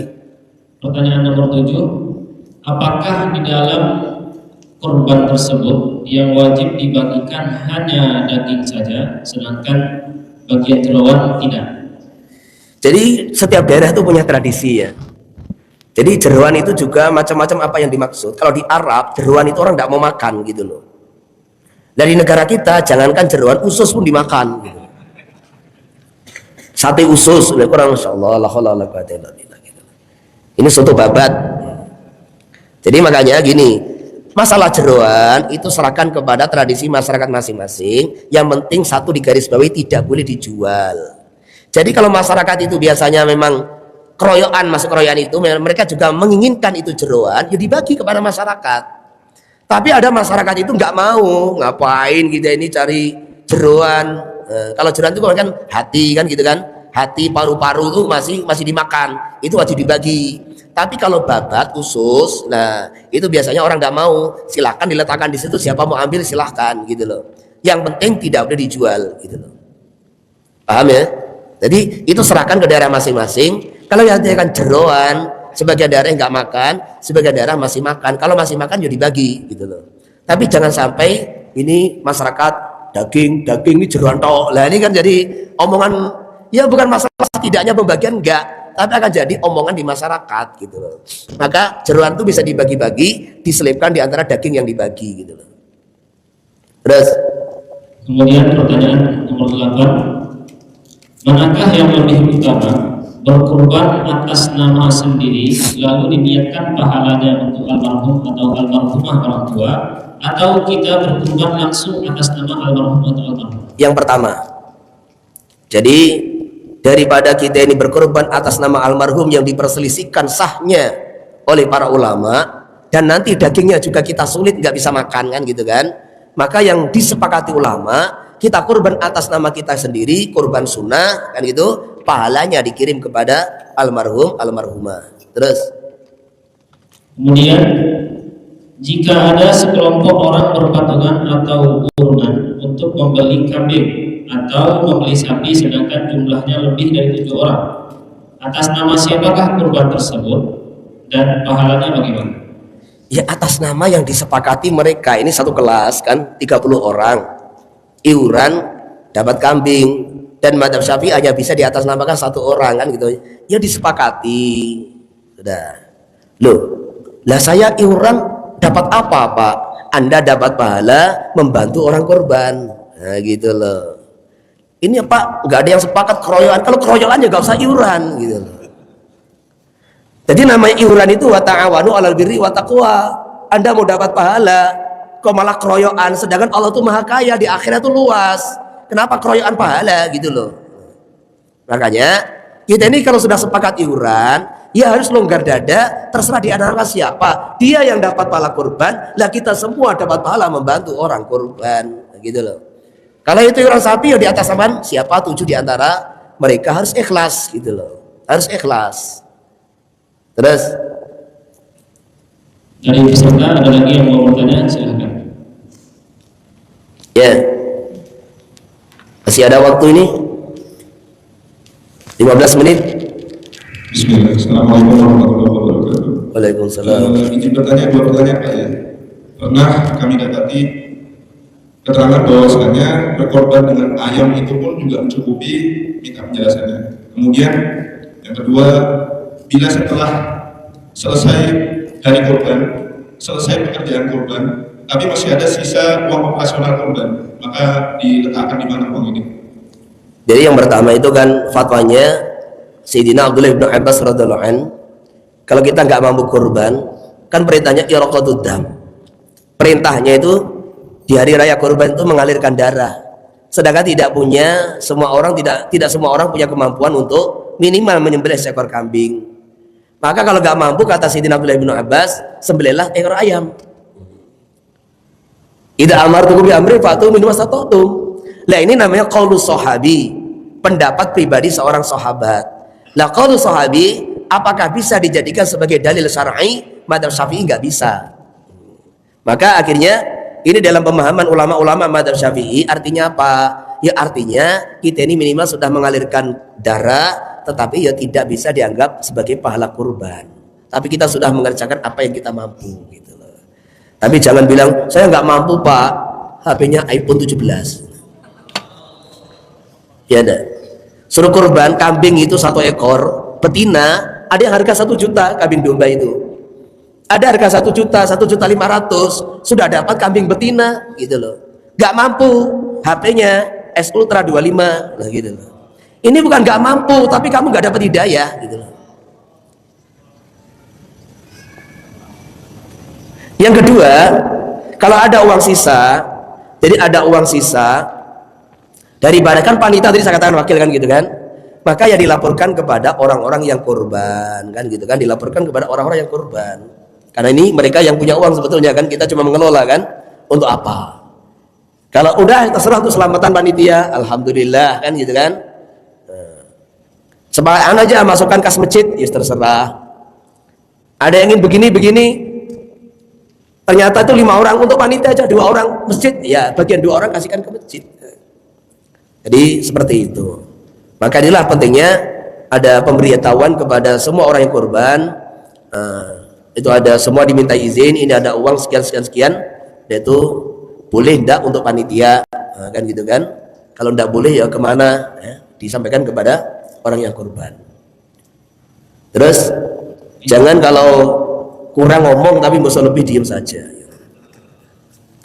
Terus Izin satu lagi Kiai, mayoritas masyarakat kita kebanyakan mereka itu menyembelih di area masjid. Sedangkan sebagian masjid itu memang statusnya sebagai wakaf. Lalu jika listrik atau airnya digunakan untuk kemaslahatan kurban, apakah itu dilarang secara mutlak atau boleh jika diganti listriknya atau biaya lain? jadi begini ya, yang namanya masjid, kalau masjidnya dalam tuh sepakat itu jelas wakaf. Kalau halaman masjid ya ada yang wakaf, ada yang tidak. Yang sekarang ditanyakan menggunakan area masjid dan air masjid untuk penanganan kurban kan gitu kan. Dan ini sebenarnya kembali kepada uruf masyarakat kan gitu kan, uruf masyarakat. Kalau urufnya dari zaman ke zaman ulama-ulama tidak ada yang ingkar, berarti nggak ada masalah gitu loh. Karena itu dianggap bagian dari syiar Islam, gitu loh. Memang kurban itu aslinya adalah disunahkan, tadi saya katakan disunahkan di setiap ahlul bait dan disembelih di depan rumahnya sendiri, gitu loh aslinya. Tetapi masyarakat kita orang Indonesia ini dari turun temurun untuk menyemangatkan ini kurban satu sama lain, juga menghidupkan syiar kurban, maka dibuat di masjid. Nah, itu loh. Itu sebagai bentuk syiar. Nah, ketika tidak ada satupun ulama dari turun temurun ingkar, maka penggunaan penggunaan air dan halaman juga nggak ada masalah gitu loh, nggak ada masalah. Tetapi kalau kita ragu-ragu, alangkah baiknya itu sebagian uang operasional masukkan ke kas masjid sebagai ganti air yang digunakan, itu lebih baik. Karena apa? Karena kalau ada orang mengatakan ini tidak boleh, karena masjid itu hanya untuk orang yang sholat jamaah, nanti akhirnya apa? Ini ada orang parkir, wes sholat yonda, ternyata apa? Cuma ke toilet, mandi, terus pergi. Oh haram ini. Nah, masa ada? Nggak ada ulama mengatakan begitu gitu loh. Jadi toilet masjid, ya siapa aja umat Islam pakai silahkan gitu loh. Toilet masjid, siapa aja umat Islam pakai silahkan. Entah dia sholat di masjid, tidak sholat di masjid, itu toilet dipakai silahkan. Orang non muslim pun pakai toilet ya boleh.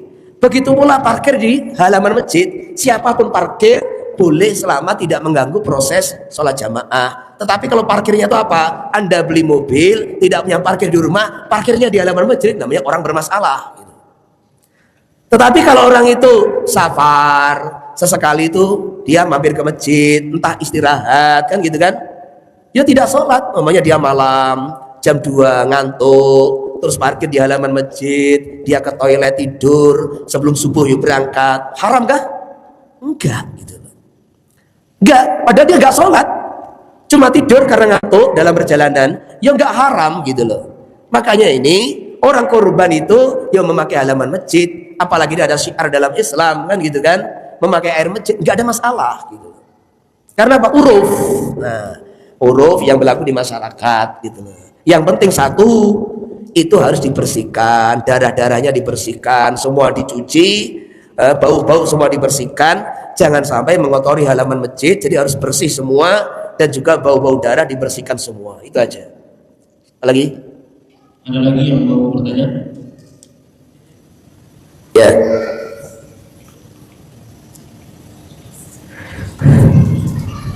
Izin bertanya. Nah, kami membaca di dalam buku yang tidak paham suatu ibaratnya. Ya. Kan di situ disebutkan kurban sama akikah menurut Syekh Muhammad Ramli Adiza. Gimana? Pelan-pelan. Di dalam buku itu menurut Syekh Muhammad Ramli, Ya. Kurban dan akikah dengan satu hewan itu Adiza cukup. Tapi menurut Ibnu Hajar dikatakan la tatadakhalan. Maksudnya la tatadakhalan itu apa ya? Kemudian di sebagian tempat itu ada tradisi kalau setelah menyembelih hewan ada makan-makan panitia kayak. Akad yang dipakai itu bagaimana nih? Boleh Anda? Kalau tidak boleh, apakah ada cara syariat? Terima kasih. Jadi gini, ada satu pertanyaan. Boleh ndak orang itu seekor kambing diniatkan ya kurban ya akikah? Saya belum akikah untuk diri saya, maka di hari raya kurban ini seekor kambing saya niatkan ya dua tujuan, dua gharad. Ya kurban untuk saya, ya akikah untuk saya. Menurut Syekh Romli boleh. Karena apa? Karena maksud penyembelihan itu sama, ya iraqatu dam, mengalirkan darah itu gitu loh. Jadi sah hukumnya dan mendapat pahala kedua-duanya. Innamal a'malu binniyat, al-umur bimaqasidiha. Tetapi pada masa Ibnu Hajar nggak bisa.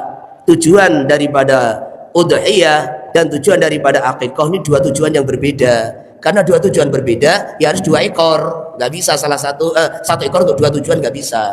Apa tujuan kurban? Tadi iraqadud dam, kurban untuk takarrub kepada Allah, kan gitu kan?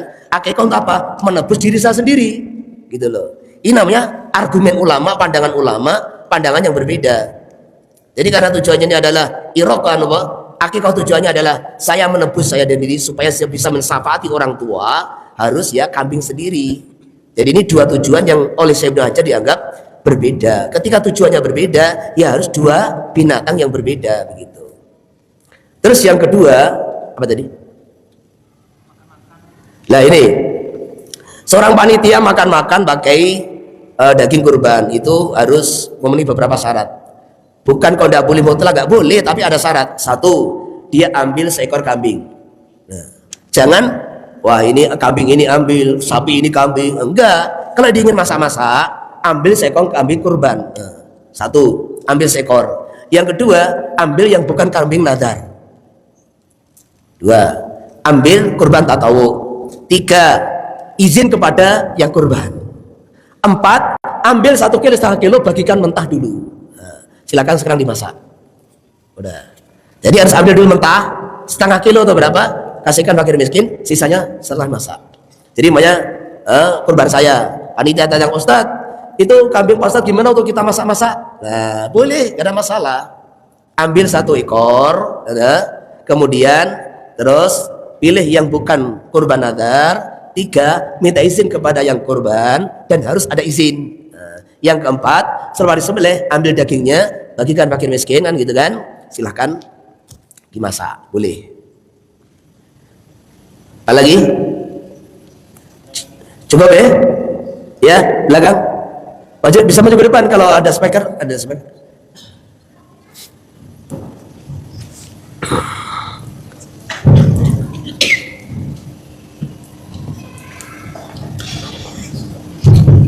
Izin bertanya, jadi kalau ada mudhahi yang berbukan ke pesantren dan pesantren itu mayoritas du'afa, kemudian kulitnya dijual oleh pihak pesantren karena tidak bisa memanfaatkan, dan mablag yang didapat dari pesantren itu digunakan untuk makan bagi kalangan du'afa dari santri tersebut.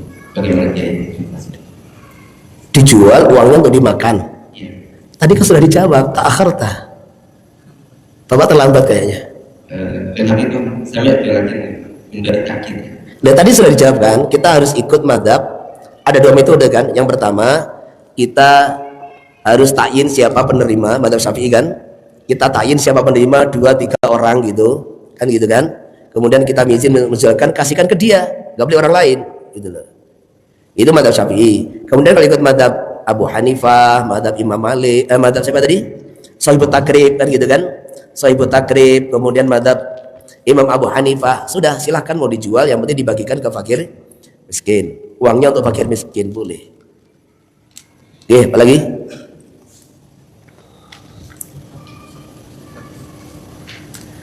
Ya.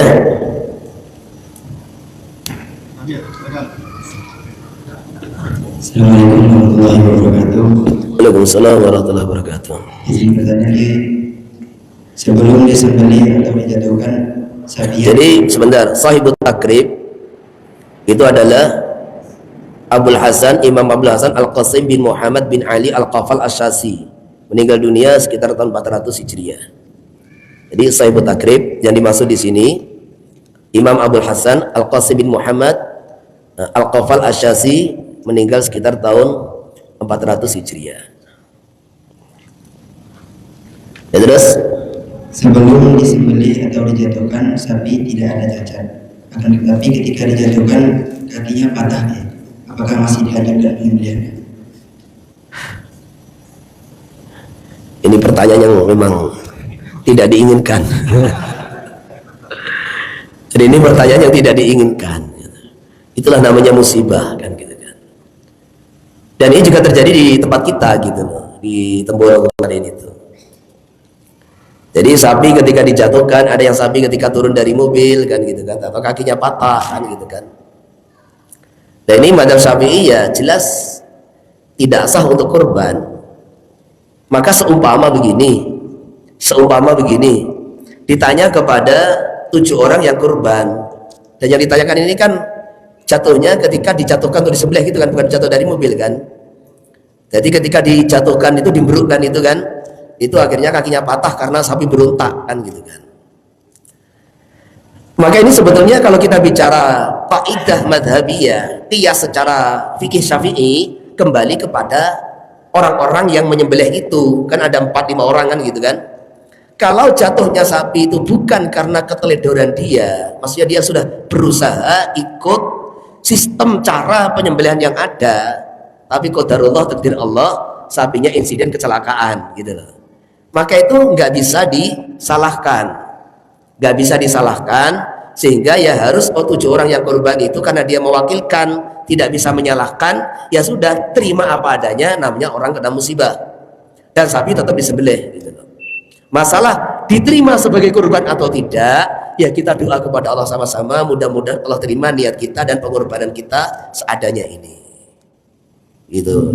Belum selesai. Nah yang kedua, jadi ini ya kita biar semua adem gitu loh. Semua adem, tidak saling menyalahkan kan gitu kan. Karena orang yang kurban sudah nyerahkan kepada panitia, berarti percaya total kepada panitia. Dan panitia itu kebanyakan tidak digaji. Dia sudah keluar keringat macam-macam, disalahkan ya kasihan kan gitu kan. Gitu loh. Jadi selama itu sudah, saya ulangi, tidak ada keteledoran dari pihak panitia. Dia di dalam menyembelih sudah ikut itu aturan yang ada, metode yang ada, ya qadarullah, takdir Allah, ternyata terjadi insiden, itu namanya musibah. Maka di sini 7 orang yang kurban tidak boleh menyalahkan panitia, yang sudah disembelih apa adanya gitu loh. Kecuali kalau 7 orang kurban, ini kita jual aja, kita jual berapa adanya, tuker tambah, tuker tambah kepada jagal mungkin masih ada. Kan ini tanggal 10 kan, kurban bisa tanggal 11, 12, 13. Umpamanya itu 7 orang yang kurban, kita tukar tambah, kita yang bayari. Akhirnya diserahkan ke penyembelihan, kan dijual daging masalahnya kan, sehingga masih laku, mungkin selisih 2 juta atau apa kan gitu kan. Karena kalau jagal, dia tidak memperhatikan cacat nggak cacat, saya penting gemuk cocok lah kan gitu.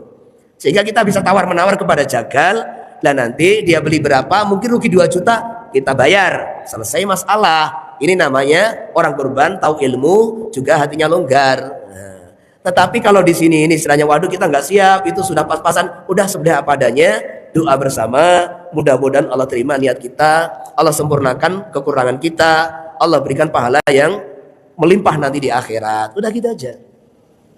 Nah yang kedua, kalau itu keteledoran dari pihak si jagal, jadi kurang hati-hati, atau memang dia tidak menguasai skill, kan banyak orang itu nggak bisa tapi seolah-olah merasa bisa. Ini repot ini kan gitu kan.